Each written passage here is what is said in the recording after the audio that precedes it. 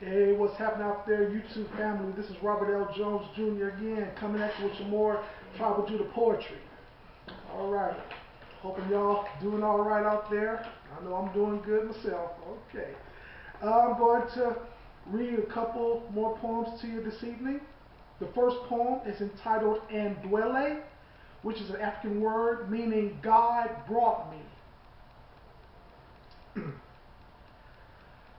Eternally omnipotent thoughts and celestial inner visions of soul-preserving wisdom have been in that mightily colossal groove of being so phenomenally responsible in gracefully salvaging all of those broken remnants and scattered out remains of my wishful endeavors and pensively reckoned attempts towards those truly reachable possibilities that once seemed to mercilessly elude me and would abruptly break wide from the clenched grip and securing grasp of my tightly fisted possession of steadfast assurance. And every solitary remainder of those ever noteworthy certitudes and the mind-boggling absoluteness of happily refreshing belief never suddenly dissipate nor haphazardly disintegrate from their divinely encouraging expertise in virtuously converting my abeyant stillness of naively distilled acquiescence to defeatist ruination. And with that newly roused clarity of some joyfully visionary foresight,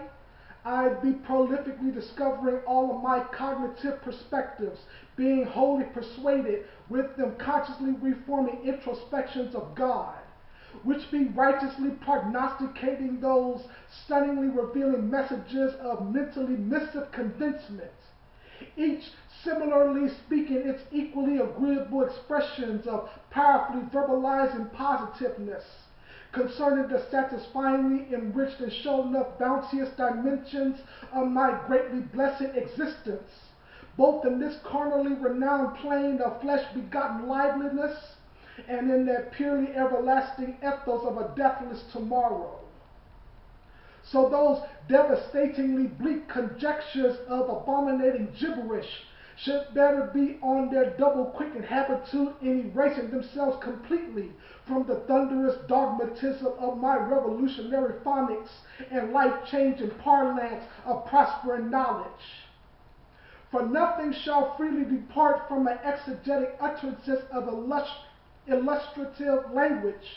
except those golden honey-covered quotes and cheerfully emphatic narratives of goodly outcomes and complementary effects, becoming the rightly manifested elements of stone favorable reality that is already mine to enjoyably experience.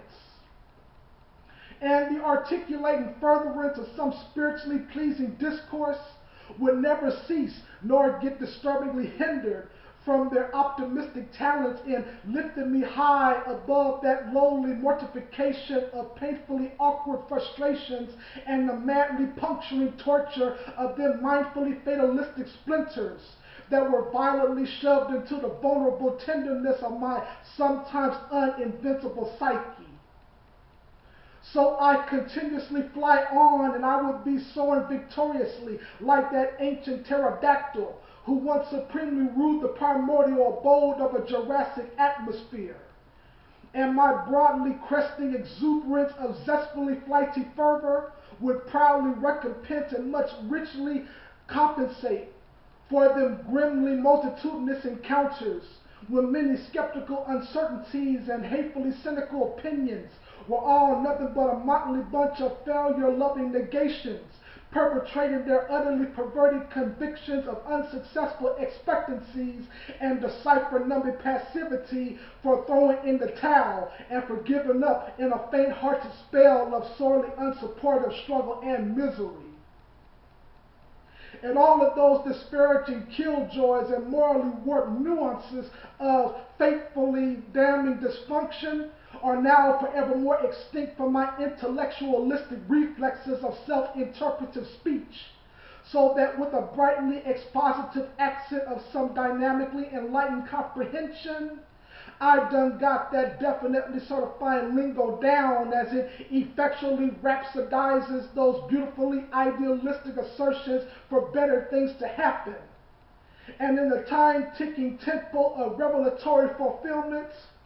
eternally omnipotent actions and celestial performances of soul-assisting strength will turn them all into those tangibly bona fide evidences of divinity-answered fortunes and sovereignty-given treasures galore.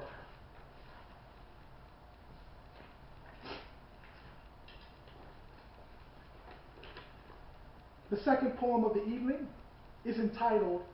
From Fiery Furnace to the Pharaoh's Throne. Show enough, alas, and verily, verily, be my very own declaring and decreeing mantras of power, unction, motivation. When I be kingdom rapping forth that funky dope revelation of Afro-psychic enlightenment, which be wealthily discovered in the following syllables and metrical entities of richly worded multiplicity, where precious wisdom and mentally elegant insights of blissfully revealing truthfulness be ceaselessly ringing like the brassy interludes of a celestial multitude of tubular bells and thunderous gongs, right here inside the intangible universe of my deeply spiritual core and all-enduring aptitude. And all of those mightily booming and musically banging reverberations of candidly extended sound waves be taken on verbal flesh, vocalizing blood and hellophonetic bone. And through the abundantly fluent language of so smartly eclectic conviction, a millennial God-man with the aerodynastical cipher of ancient Nubia struts on valiantly into this here worldly coliseum, with the greatly inventable attitude of soul brother Hannibal and that gloriously super bad demeanor of Chairman Nat Turner, and with the undeniably boisterous candor and that boldly uttering dignity of Mr. Paul Robeson, I can most certainly do that analytical voodoo of insatiably spitting my many radical spells and wildly incantations of reciprocated preaching and teaching, in that surely charismatic cadence of the Almighty speaking right through me. Thus, wildly panoramic verses and radiantly uncommon bars be suddenly imploding so hot and lively within the diaphragmatic dominion of my consciously enlivened abdomen. And in an eye-twinkling fraction of an expeditious second, a soulfully rhetorical dialect of some unapologetic cush talk be fully exploding out like an ever-expanding inferno and utterly emblazoned napalm from the enthusiastically untamed tongue of a modern-time insurrectionist who be fanatically head-hunting and skull-cracking upon Sir Nebuchadnezzar's corrupted spectrum of purely hateful policies and stone iniquitous treaties that were specially designed and artfully framed with the solitary intent to totally annihilate and neutralize my self-evolving purpose for phenomenally rising in that humanly potent strength of peacefully absolute life and liberty. Yet despite of all that cruelly manufactured madness of crazily narcissistic chatter and menacing disclosure, I'd better just get into the defensively groovy act of simply allowing my beautifully liberated mind to eloquently motion my witty mastership for speechifying warfare, and thereby say aloud every last jot and enunciated tittle of my positively drastic and defiantly fantastic response, which be spoken accordingly in the following words and phrases of painfully enforcing quotation, that I still will never step on forward nor subjectively bow down subservient to those falsely venerated and wrongly revered idols of newest Babylonian conformity to Anglo-bleaching bondage and servility. And with that stone elaborate vibrato of vigilante stamina,